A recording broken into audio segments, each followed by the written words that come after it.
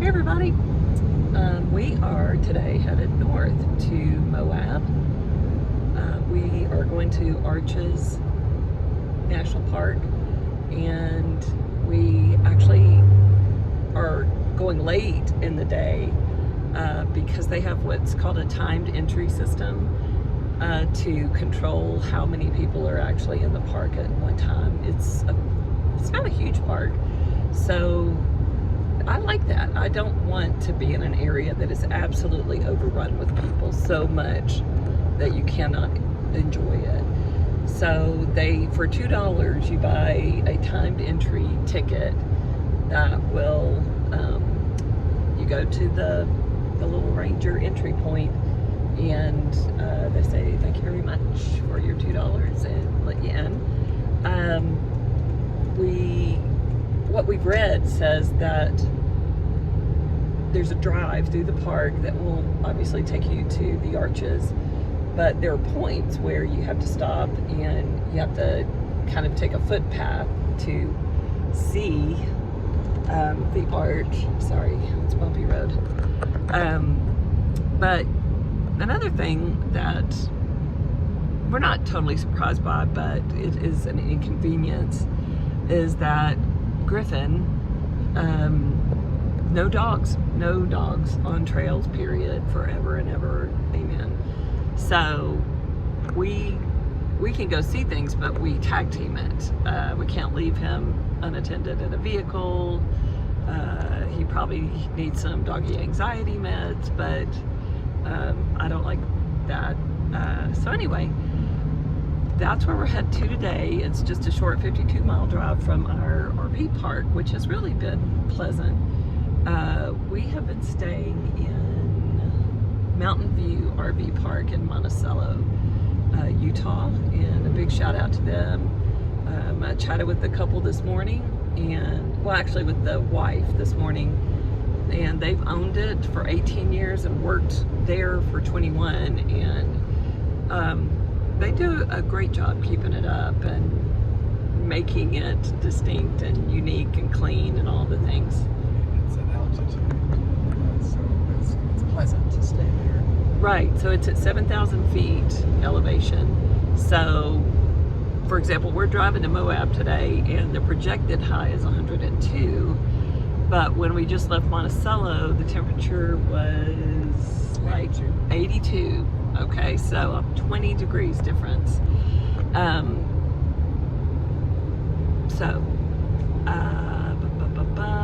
We're gonna explore Moab. It seems like a really hip town.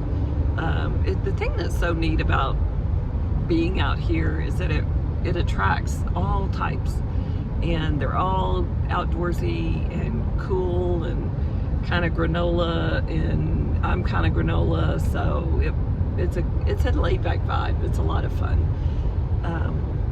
But anyway, we will touch back with more video and show you what we get to see today. As we're driving, we're passing arches. Like they're a few miles or maybe a half mile off the road, but there's signage already saying, here's an arch, look at this, come over here, look at this one. So we expect and are hopeful that we're gonna see some amazing things today. We'll keep you posted. So I'm a bit slow on the uptake, but we are now in downtown Moab, and it is a bustling, hopping little place. Every imaginable high clearance vehicle. There's a lot of rentals for like every kind of high clearance vehicle. There are tons of outfitters, restaurants. Let's see, oh my gosh, that was crazy. That guy had his own OHV on top of his truck and pulling a trailer. That's crazy. But anyway, there's definitely a fun vibe to this town for sure. Like, people who come here are here. Look at this, like Expedition Lodge, and people are here to be outdoors. They're here to have fun, to go play, and it's hot. Like, is it 100 now? Yes. It's 100 degrees now. But it is beautiful, and we're waiting on California to please move. Get off your phone. But anyway, it is an adventure capital, that is for sure, and we're excited to be here. This is unbelievable. The name of this area in Arches is called Park Avenue because it is like skyscrapers on every side. It's just unbelievable. So this little formation right in front, it's not little, this formation in front of us is called the Three Gossips. It's pretty interesting. It does kind of look like they're chatting amongst themselves, doesn't it? This one is called Sheep Rock, and by looking at the profile of it, you can see a profile of a sheep in it. So that's pretty nifty. All right, okay, so we're making our way through the park, and it's big. I mean, it's not huge when you think about places like Yellowstone, things like that, but the red indicates the road that we're on, and so we're really only maybe, I don't know, an eighth or a fourth of the way through this, but there is some really cool stuff. So out here in the distance is something called the Petrified Dunes, which I think is absolutely the coolest thing ever. So they just kind of go from there. Sorry for my bad videography here, but it is just awesome. And then over here, this bit, excuse me, is called the Great Wall. As we go along here, this road is going to hug that, and it's just one continuous piece of rock. And so I'm sure that that's probably why they call it the Great Wall. But anyway, it is, wow, this landscape is cool. This is highly recommended, 10 out of 10. Signage, they could use a little more signage, but the map helps a lot. It is balanced rock, which is, looks like a balanced rock. It's quite amazing.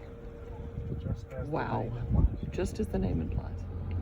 So we're starting to get to some of the arches proper, and they are, wow, just unbelievable, magnificent. We'll get closer and take some shots. So I am walking up to, this is, I think, the north, it's called the Windows where we are. This is called the North Window, and then over this direction is the South Window. I am assuming maybe that little opening is South Window, but then as we come back around this way is something called Turret Arch, and the path is so good that I'm literally walking this in flip-flops. It's probably not recommended at all, but it is, the path is so well maintained and easy to walk. This is just a short distance from the parking lot right down there, where I'm sure my baby dog is going crazy because I'm not there. But anyway, easy hike, real easy.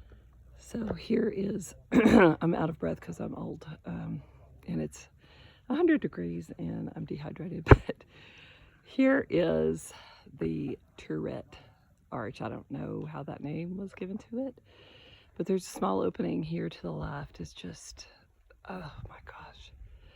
These formations, it's just hard to put into words how kind of spectacular they are. Really incredible.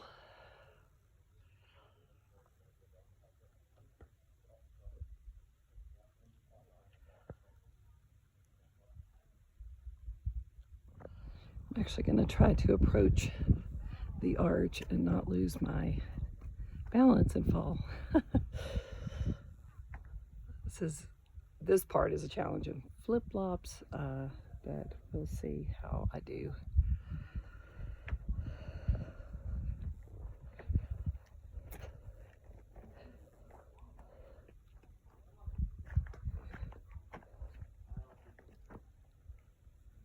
It's just unbelievable. Wow.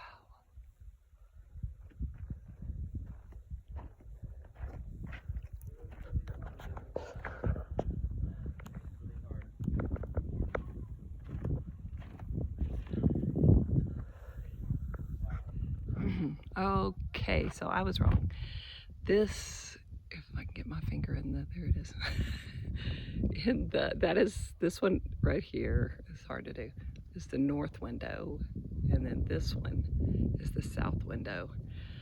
And they're huge. You can see over here how tiny the people are inside that arch. It is, wow, wow, wow, wow.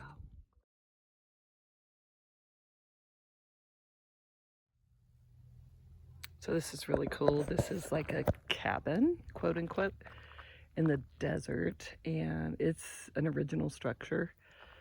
And someone named John Wesley Wolfe, that was, not sure what was in here, but maybe this is where they kept food. I'm not sure. But it is incredible that they lived here. And there's the entrance to it. You can see a window with panes on it in there. And you can barely see it, but it looks like a table and chairs in there. Very small. It was a mother and father and 2 children that lived in here. Unbelievable. I can't imagine anything being able to live in this heat and this arid area. So here are some petroglyphs, ancient drawings by whatever tribe lived in this area. I like the dog. It looks like there's a dog at the very end back there. Little bitty baby. Where is it? Well, sorry. Very end. Right there. So, okay, sorry, you never saw it. You just saw my finger. Anyway, these are the estimate is that these were done around or after the 1580s. And because the tribes got horses from the Spaniards around that time. And you can clearly see a rider on horseback right there. It's just, this is fascinating to me that these are around, these carvings have been around, and the indigenous tribes, they value this so much because their ancestors, created these. So, wow, wow, you're looking at history right now. So it is about 100, 102 here right now. It's deceptive how hot it is because there's no humidity. Literally, if you go out to the Weather Channel app and look up humidity in this area, it's like 0% or 2%.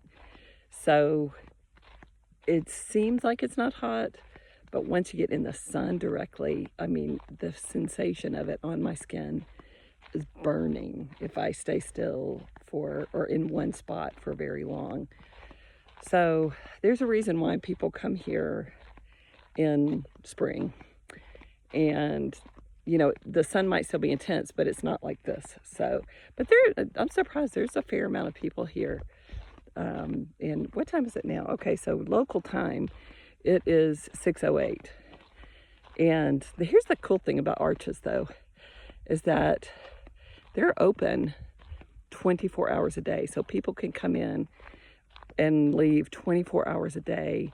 I would imagine that the dark sky photography opportunities here are unbelievable.